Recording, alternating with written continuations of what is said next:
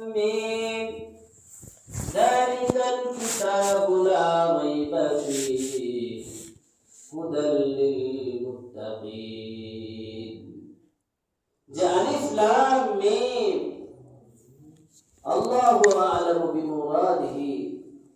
ألف لام মিমের অর্থ আল্লাহ সুবহানাহু ওয়া তাআলা এটা গোপন রেখেছেন। কোন মুফাসসির ইকরাম, কোন তাফসীর কারক আলিফ লাম মিম, আলিফ লাম রা, ইয়াসিন যেগুলো অর্থ কি আল্লাহ সুবহানাহু ওয়া তাআলা ছাড়া কেউ জানে না। হাদিস শরীফের ভিতরে আছে যে কাল কিয়ামতের দিন আল্লাহ সুবহানাহু ওয়া তাআলা জান্নাতি ব্যক্তিদেরকে একত্রিত করে আল্লাহ সুবহানাহু ওয়া তাআলা এত সুমধুর আওয়াজে, এত সুমধুর কণ্ঠে এই আয়াতগুলো গোপন আয়াতগুলো যে অর্থ আল্লাহ সুবহানাহু ওয়া তাআলা লুকিয়ে রেখে দিয়েছেন, যে এই আলিফ লাম মিম ইয়াসিন এগুলো আর রহমান আল্লাহ সুবহানাহু ওয়া তাআলা কাল কিয়ামতের দিন এই জান্নাতের ভিতরে আল্লাহ সুবহানাহু ওয়া তাআলা যে এগুলো গোপন করে রেখেছেন, ইল্লা আয়াত তেলাওয়াত করে আল্লাহ সুবহানাহু ওয়া তাআলা তরজমা করে শোনাবেন। সুবহানাল্লাহ। সম্মানিত উপস্থিতি, যে আলিফ লাম মিম যালিকাল কিতাবু লা রাইবা ফীহ, যে এটা এমন একটি কিতাব যার মধ্যে কোনো কি সন্দেহ নেই। সম্মানিত উপস্থিতি, এই জগতে তিনখানা জিনিস আছে আল্লাহ সুবহানাহু ওয়া তাআলা তিনখানা জিনিসের দিকে তাকালে আল্লাহ সুবহানাহু ওয়া তাআলা সব লিখে দেন। তিনখানার ভিতরে একটা হলো, যদি কেউ বাইতুল্লাহ শরীফের দিকে তাকায় আল্লাহ সুবহানাহু ওয়া তাআলা ওই বান্দার আমলনামা লিখে দেন, তার সগীরা কবিরা সমস্ত গুনাহ আল্লাহ সুবহানাহু ওয়া তাআলা মাফ করে দেন। সুবহানাল্লাহ। সম্মানিত উপস্থিতি, আরো একটি হলো, যদি কেউ নেক সুরতে পিতা মাতার দিকে তাকায় আল্লাহ সুবহানাহু ওয়া তাআলা তাকে সব লিখে দেন। হাদিস শরীফের ভিতরে আছে, যদি কেউ মহব্বতের সাথে তার মায়ের কপালে দিকে তাকায় এবং চুম্বন করে, তাহলে আল্লাহ সুবহানাহু ওয়া তাআলা একটি উমরা করার সওয়াব দান করেন। সুবহানাল্লাহ। সম্মানিত হাজিরিন, আরেকটি হলো, এমন একটি কালামুল্লাহ শরীফ আল্লাহ সুবহানাহু ওয়া তাআলা যদি কেউ পড়তে পারুক বা না পড়ুক, মহব্বতের সাথে যদি কেউ কোন আল্লাহর বান্দা অথবা বান্দী যদি কোরআন শরীফের অক্ষরের দিকে তাকায়, তাহলে আল্লাহ সুবহানাহু ওয়া তাআলা তার আমলনামা লিখে দেন। সুবহানাল্লাহ। সম্মানিত হাজিরিন, ভারতবর্ষ তোকে ওসমানী সাহেব তার কিতাবের ভিতরে লেখেন যে ভারতবর্ষে এমন একটি জায়গা ছিল, সেখানে হিন্দুরা বেশি আবাদি ছিল। ওই জায়গায় একজন ব্যক্তি মুসলমান পরিবার ব্যক্তি ছিল।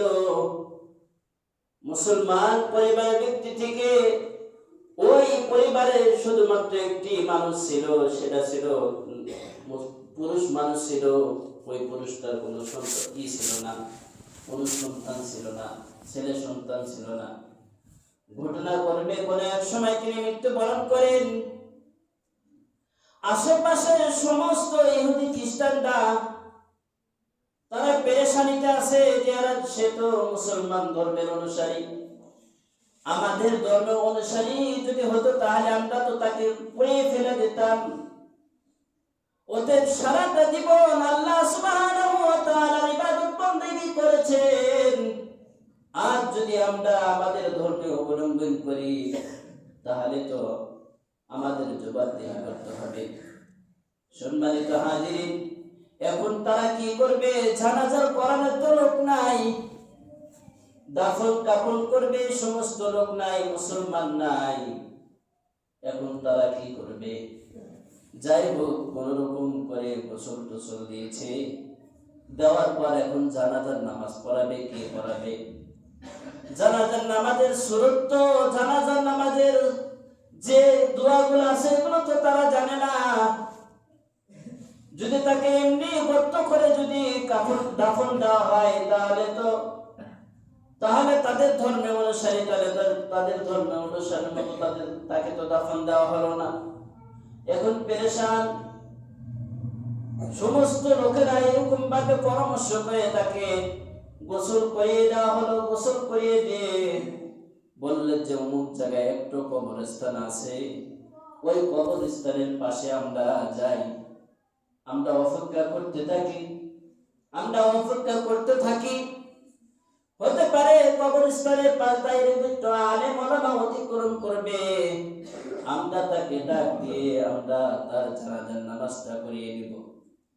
সম্মানিত হাজিরিন, তাকে এমন করে কাফন দিয়ে গোসল করে কাফন করে তাকে রওনা দিল। ইহুদি খ্রিস্টানরা তাকে নিয়ে রওনা দিলেন, কবরস্থানের পাশে রেখে দিলেন। দীর্ঘ সময় হয়ে গেল, পেরেশান তারা এখন কি করবে? সম্মানিত হাজিরিন, ঘটনাক্রমে একটি টুপি পরিহিত একজন ব্যক্তি কোন এক জায়গায় ইন্টারভিউ দেওয়ার জন্য, কোন এক অফিসে আদালতে যাওয়ার জন্য অতিক্রম করতেছিলেন।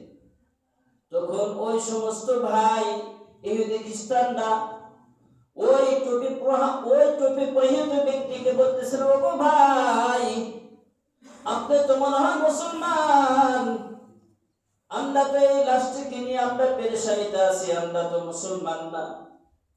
আর যে লাশটা দেখতেছেন এই লাশটা তো মুসলমান, আপনাদের ধর্মের অনুসারী লোক। আমরা তো এরকম ভাবে আমরা জানাজার নামাজ পড়াইতে পারি না, আমরা দোয়াও জানি না। আপনার নিকট করত আবদার, আপনি একটু জানাজার নামাজ পড়ে একে কবরের ব্যবস্থা করে দেন। তখন ওই ব্যক্তি, মুসলমান ব্যক্তিটা বলছিলেন যে আমার তো সময় নাই, আমার যেতে হবে। তাকে কোনোভাবে কাকত মিলিত করে অনেকভাবে চেষ্টা করে তাকে জানাজার নামাজটা পড়িয়ে দিলেন। এখন সে রওনা হবে অফিসের উদ্দেশ্য। তখন ওই ইহুদি খ্রিস্টানরা হিন্দুরা বলতেছে, ভাই ঠিক আছে, আপনি যে জানাজার নামাজ পড়ালেন, কিন্তু কবরের ভিতরে নামাবো আমরা তো ওই সুরত কিরকম ভাবে মুসলমানকে শুয়ে দেওয়া হয়, কোন দিকে ঘুরিয়ে দেওয়া হয়, কোন দোয়া করে শুয়ে দেওয়া হয়, এটাও তো আমার জানা নেই। পথে আপনি এমন একটা পন্থা অবলম্বন করেন, তাকে একবারে দাফন দেওয়ার ব্যবস্থা করে দেন। সে পেরেশান, তার অফিসের টাইম চলে যাবে। সম্মানিত হাজির, যা ঘটনাক্রমে সে সমস্ত দাফন কাফন সমস্ত কমপ্লিট করার পর অফিসের উদ্দেশ্যে রওনা হলেন। আসলে আমার এই ঘটনাটা বলার উদ্দেশ্য এটাই যে কোরআন শরীফ যদি কেউ ব্যক্তি নাও জানে, এই কোরআন শরীফ ওই ব্যক্তিটা এরকম আমল করেছেন, ওই আমল তিনি কোরআন শরীফ পড়তে জানেন না, কিন্তু কোরআন শরীফকে এত তাজিম করেছেন, সম্মান করেছেন, এই আলোচনার দ্বারাই ফুটিয়ে তোলার জন্য এটা বলা উদ্দেশ্য। সম্মানিত হাজিরিন, কাফন দাফন করার পর তিনি অফিসে রওনা হলেন ইন্টারভিউ দেওয়ার জন্য। তিনি সমস্ত তার সার্টিফিকেট তার পকেটের ভিতরে রেখে দিয়েছিলেন। অফিসের যাবে ইন্টারভিউ দেওয়ার জন্য, সমস্ত কাগজপত্র দারোয়ান চাচ্ছে। পকেটের ভিতরে হাত দিয়ে দেখেন যে পকেটের ভিতরে তার কাগজপত্র নাই। তিনি পেরেশানি হয়ে গেছেন। হাই হাই, আমি তো বাড়ির থেকে রওনা দিয়েছিলাম, সমস্ত কাগজপত্র আমি নিয়ে আমি পকেটের ভিতরে রওনা দিয়েছি, এখন আমার তো কাগজপাতি পকেটের ভিতরে নেই। সম্মানিত হাজিরিন, সে অনেক পেরেশানি। আবার রওনা হলেন যে এলাকায় দাফন কাফন দিয়েছিলেন, ওদের দরবারে গিয়ে বললেন, যোগ ভাই, আমি তো তোমাদের অনেক হেল্প করেছি, অনেক দয়া করেছি, অতএব তোমরা যদি আমাকে হেল্প করো, দয়া করো, তাহলে আমার মনে হয় চাকরি আমি ফিরে পাবো। বলছেন যে কি হয়েছে? যে আমার কাগজপত্র খুঁজে পাচ্ছি না। আমার এরকম মনে হলো যে আমি যেই টাইমে ওই কবরে এরকম ওই লাশটাকে যেই টাইমে শুয়ে রেখে দিতেছিলাম, ওই সময় আমার পকেট থেকে ওই কাগজপত্র মনে হয় নিচে পড়ে গিয়েছে। আমার এরকম একটু মনে হয়েছিল। অতএব ভাই আমাকে হেল্প করো, ওই কবরটাকে আবার খনন করা লাগবে এবং আমার ওই কাগজপত্রটা অনেক প্রয়োজনীয় কাগজ। সম্মানিত হাজিরিন, ওই সমস্ত লোক তার কাগজে মিনতি দেখে অনেক পেরেশান, অনেক দয়া জন্মে গেল যে ঠিক আছে, ওই ভাই আমাদেরকে এরকম ভাবে হেল্প করেছে, তাকে আমাদের হেল্প করার দরকার। সম্মানিত হাজিরিন, মাত্র কয়েক ঘন্টার বিবধান, কয়েক ঘন্টা পর আবার ওই কবরটাকে খনন করা হলো। খনন করার পর মাটি যেই টাইমে সরালেন বা সরাবে, ওই সময় ওই কবর থেকে এত সুন্দর সুঘ্রাণ বের হলো। ওই আলোচনার ঘটনার ভিতরে এরকম ভাবে লিখছে যে এই গ্রান কোন বান্দা এই দুনিয়ার বুকের এই গ্রান না। সম্মানিত হাজিরিন, এরকম ভাবে ওই লোকেরা এরকম ভাবে খুশিতে আনন্দ আত্মহা হয়ে গেল। ওই মুসলমান ভাই বলতেছিলেন যে হাই হাই, আমি তো গুনাহগার, আমি তো গুনাহগার। এমন একটি জান্নাতি ব্যক্তিকে আমি দাফন কাফন দিয়েছি, হতে পারে এর উসিলায় আমার জান্নাত হতে পারে। সম্মানিত হাজির, তিনি অনেক খুশি, রওনা হলেন। বললেন যে পরিবার, এই লাশের পরিবার কোন জায়গায়, এবং তাকে নিয়ে ওই হুজুরকে নিয়ে যাওয়া হলো যে তোমার পিতা কি আমল করিত। তার একটি সন্তান ছিল, কন্যা সন্তান। বলছিল যে তোমার পিতা কি এমন আমল করেছে,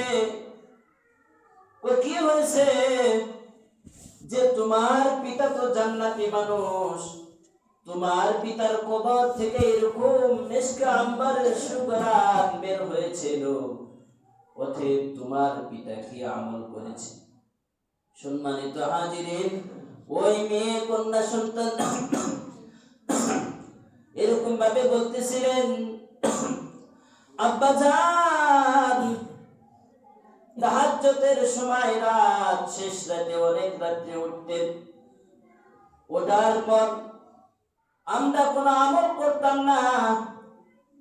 আমাদের ঘরের উপরে একটা তক্তা আছে, একটা আলমারি আছে, আলমারির উপরে কাপড় পেছানো একটি কিতাব আছে।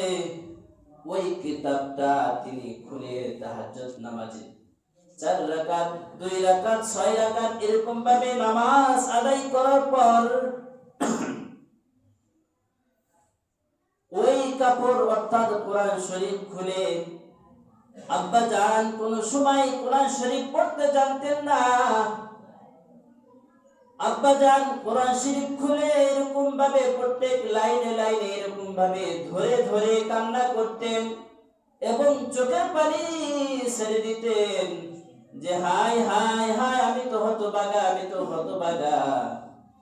আল্লাহ সুবহানাহু ওয়া তাআলা এই কালামুল্লাহ শরীফের ভিতরে এত সুন্দর সুন্দর নসিহত রেখে দিয়েছেন, আমার তো চোখ থাকা সত্ত্বেও আমি অন্ধ হয়ে গেছি।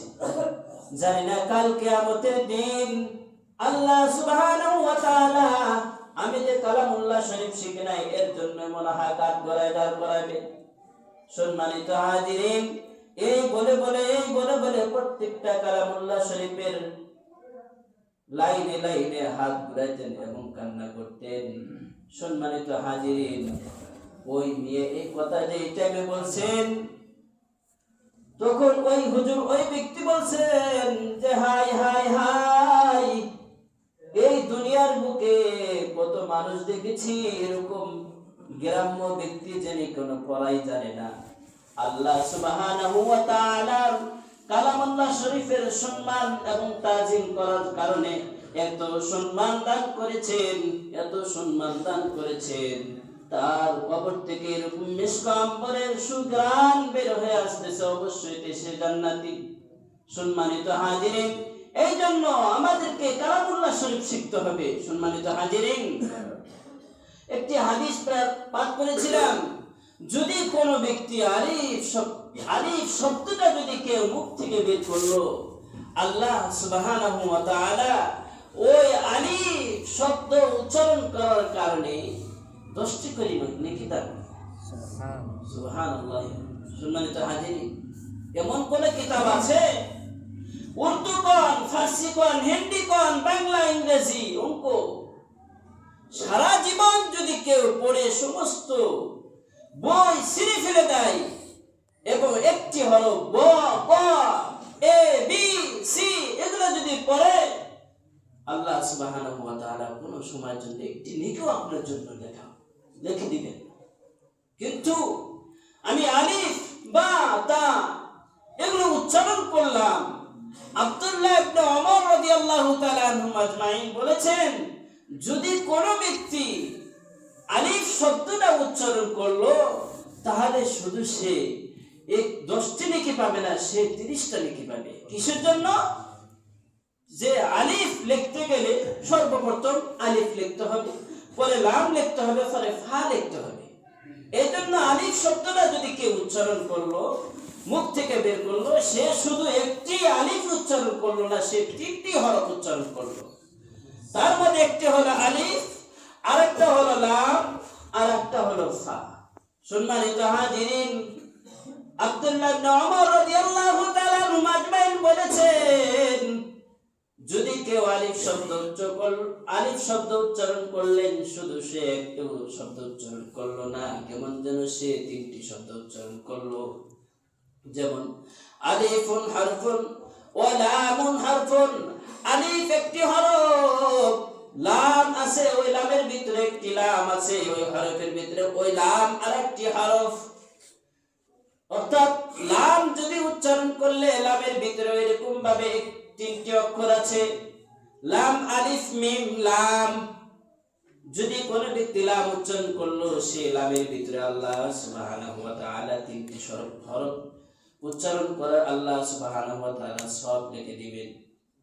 ও মিমিন হারফুন, এবং যদি কোনো ব্যক্তি মিম উচ্চারণ করে, তাহলে মিম উচ্চারণ করার ক্ষেত্রে আল্লাহ সুবহানাহু ওয়া তাআলা 3টি আগুন লেখা দিবেন। তার মধ্যে হলো 3টি হরফ আছে, এক একটি হরফের জন্য আল্লাহ সুবহানাহু ওয়া তাআলা 10টি করে লিখে দেন। এই জন্য সম্মানিত হাজিরিন, আমাদের বৃদ্ধ হয়ে গেল, আমরা চেষ্টা করি কোরআন শরীফ শেখার জন্য। ঠিক আছে, আমি বৃদ্ধ হয়ে গেছি, এরকম আমার নাতিপুতি আছে বা আমার সন্তানাদি আছে, তাদেরকে আমি পড়াই, শিক্ষিত করি, মাদ্রাসায় পড়াই। অন্তত কোরআন শরীফটা তো শিক্ষা দেবে সুন্দরভাবে। কোরআন শরীফ তেলাওয়াত নামাজের ভিতরে আদায় করার পর আমার জন্য, আপনার জন্য দোয়া করবে। সম্মানিত হাজিরিন, কাল কিয়ামতের দিন আমার এই অবস্থা হবে, অসহায়। সাগরের ভিতরে কোনো ব্যক্তি যদি সাগরের ভিতরে একটা নৌকা নিয়ে যায়, ওই নৌকার ভিতরে মাঝি যদি 1জন বা 2জন থাকে, আর ওই সমুদ্রের ভিতরে এরকম প্রবল বাতাস হয়, ঢেউ হয়, ওই সময় ওই মানুষটা কি করবে? ওই মানুষের অবস্থা কি হবে? কাল কিয়ামতের দিন আমার আপনার অবস্থায় যদি আমার জাহান্নাম লিখে দেয় কপালে, আমার অবস্থায় তার থেকে দ্বিগুণ বেশি আমার অবস্থা খারাপ হয়ে যাবে। ইয়া নাফসি ইয়া নাফসি, কান্নাকারি করে থাকবো, কিন্তু কেউ আসবে না। এরকম একটা বাবা আপনাকে মারধর, আমাকে মারধর করবে, যে কোনো কানেই শুনবে না, এরকম ব্যক্তিকে আমাকে নিলে দিবে। সম্মানিত হাজিরিন, এই জন্য কিয়ামতে মৃত্যুর সমান দুনিয়া থাকতে আমাদেরকে সাজিয়ে নিয়ে যেতে হবে। আল্লাহ সুবহানাহু ওয়া তাআলা আমি যে আলোচনা করলাম, বলনেওয়ালা শুননেওয়ালা সকলকে আমল করার তৌফিক দান করেন। এ বলেই সংক্ষিপ্ত